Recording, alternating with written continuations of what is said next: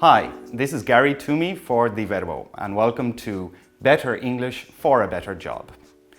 In this final section of this module, we're going to do some more practice questions and answers to practice all the different tenses in English. We're also going to take a look at what you should do after the interview and how you should contact your employer. We're also going to take a look at how to perfect some of those common errors in English and use precise, clear and effective language to hopefully impress your potential employer. To begin with, we're going to practice using all the different tenses that we have seen in this module. Pay close attention to the tense that is used in the question as well as the tense that is used in the answer. Here are some examples.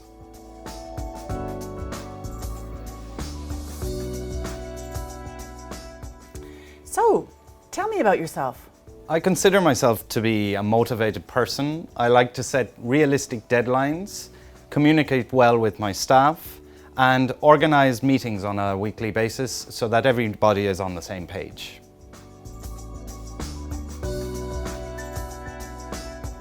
What motivates you? Motivation is an important factor when you want to consider doing a job well. For me, real motivation is when there's a realistic goal or objective for both the department and the team. I also think it's very motivating when there's clear communication among the employees and we're all aiming towards the same goals. What do you know about our company? Well, I've been involved in the human resources industry for many years now, so I know quite a lot about the industry. However, I think if I was given this position, I'd have the opportunity to further develop my knowledge of the sector. What major challenges or difficulties did you face in your last job, and how did you handle them? In my position as head of the sales department, our main challenge was attracting new clients. So I made the decision to expand our client base by looking into foreign markets.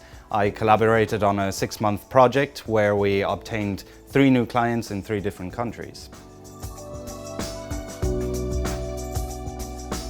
Do you consider yourself to be successful?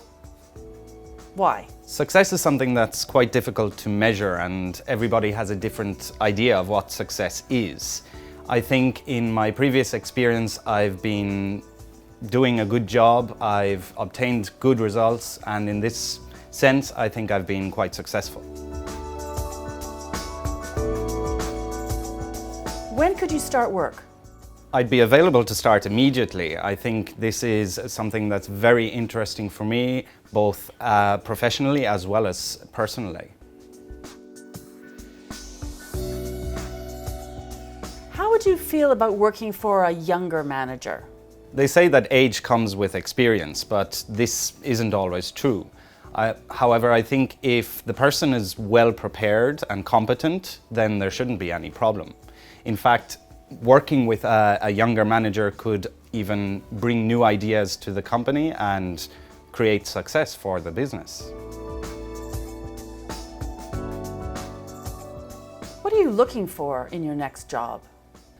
I'm looking for the opportunity to bring my own knowledge and experience to an already well-established company, and hopefully combining my own experience with innovation in order to improve the success of the business. What has been the biggest accomplishment of your professional career? I've had many accomplishments during my professional career, but probably one of the most memorable was when my team and I managed to obtain a big government contract. In fact, it was the biggest that the company had ever had. We had to negotiate the terms and conditions over a 4-month period, but in the end we were successful. Why weren't you promoted at your last job? I don't consider the reason to be my own performance, because I was one of the best salespeople in the department. I think the problem was that the company failed to recognize the talent of their employees and therefore didn't use promotion as an incentive. Should employees use social media at work? There's a lot of debate about this question, but in my own opinion, I think social media is essential to business nowadays. If you're not on Twitter or LinkedIn, then you don't exist, really. However, that said, I don't think employees should use their working hours to use social media for their own personal use.